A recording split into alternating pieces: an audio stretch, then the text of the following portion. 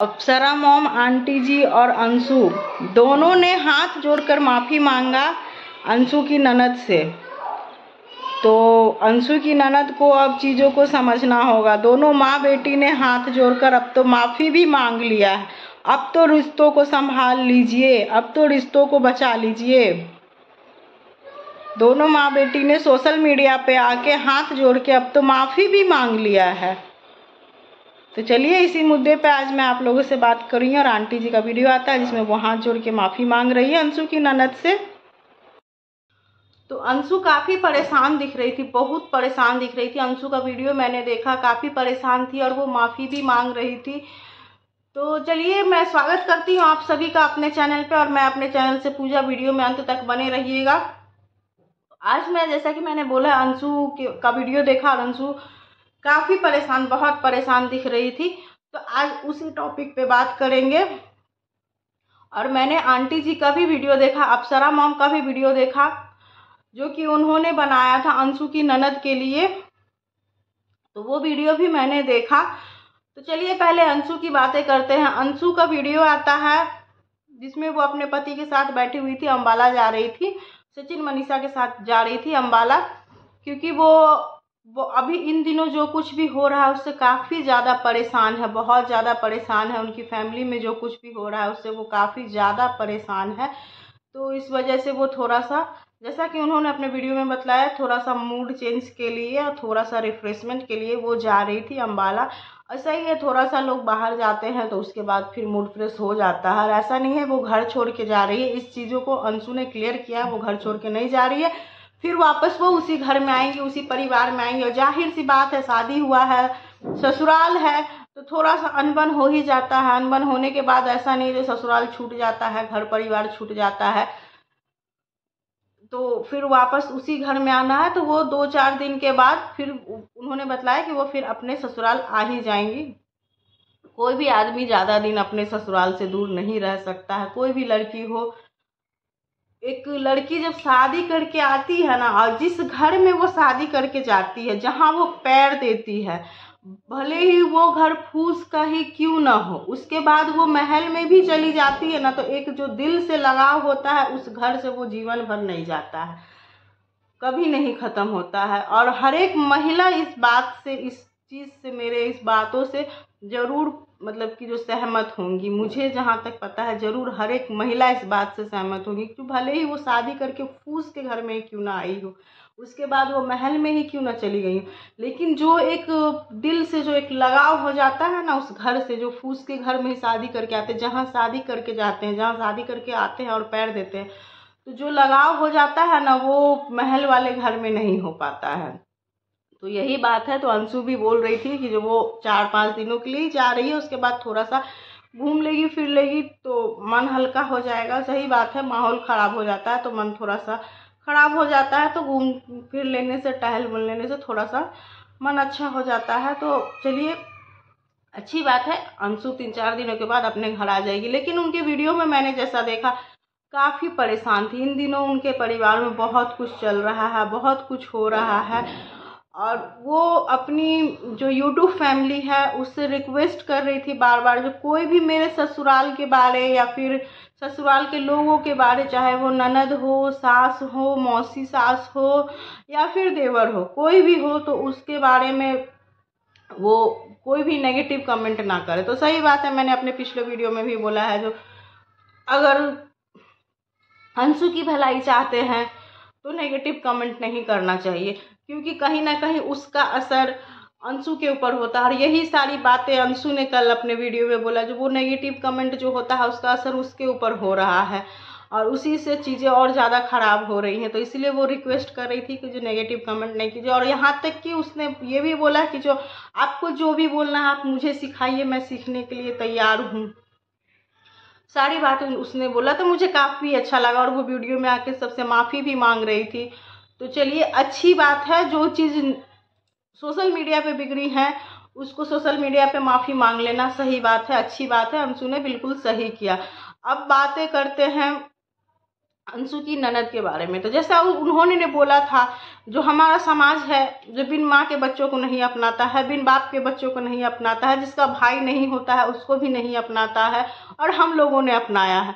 तो मैं अंशु की ननद से एक चीज़ पूछना चाहती हूँ, आपने अपना के बड़प्पन किया, सही बात है आपने अपनाया, हमारा समाज ऐसा है, कड़वा सच्चाई है समाज की, जो लोग नहीं अपनाते हैं। तो क्यों नहीं अपनाते हैं लोग, क्यों नहीं अपनाते? जो जिस बेटी की माँ नहीं है उसको कुछ आता नहीं होगा, इस वजह से ही मुझे जो लगता है उसको खाना बनाने नहीं आता होगा, किसी से बात करने, क्योंकि माँ ही होती है जो हर एक चीज़ बच्चों को सिखलाती है। तो इस वजह से हो सकता है तौर तरीका नहीं आता है बिन माँ के बच्चों को, तो इस वजह से ही लोग समाज में नहीं अपनाते हैं।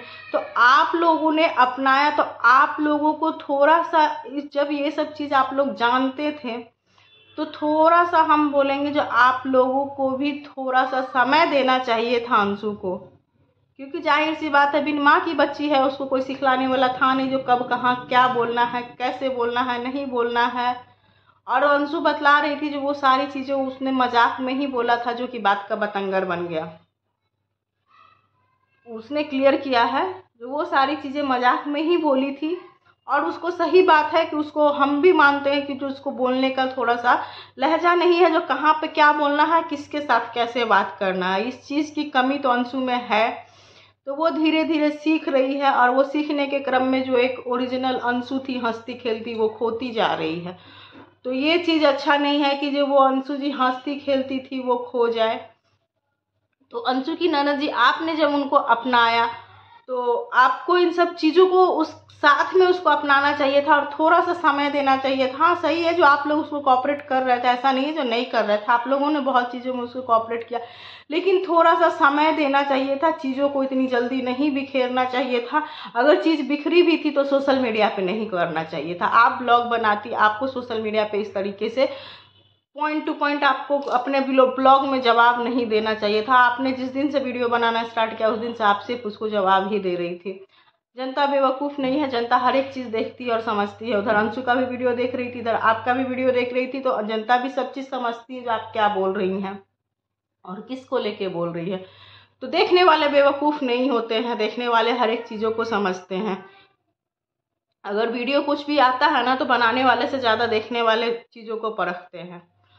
तो आपसे यही रिक्वेस्ट है जो थोड़ा सा रिश्तों को समय दीजिए, और आपको थोड़ा सा समय देना चाहिए था। वो अभी उस लायक नहीं हुई है जो सारी जिम्मेदारियों को संभाल ले और हर एक चीज़ को समझे। वो बोलने के क्रम में मैंने देखा है जो अपने जो मायके वाले हैं उनके साथ भी बोलने के क्रम में लिहाज नहीं करती हैं, बोल जाती हैं, क्योंकि उनको वैसा, हमको जो लगता है उनको वैसा माहौल नहीं मिला, वैसा शिक्षा दीक्षा नहीं मिला। परिवार के तरफ जो भी, परिवार के लोग भी उनके अपने मायके में थे, उनके तरफ से भी उनको धोखाधड़ी ही मिला है, तो इस वजह से उनका नेचर हो गया है। अब धीरे धीरे वो खुद को संभाल रही है, वो खुद भी नहीं चाहती है जो मेरा परिवार टूटे। उसने तो बोल भी दिया जो मैंने परिवार के लिए ही शादी किया था, और परिवार भी बिखर रहा है।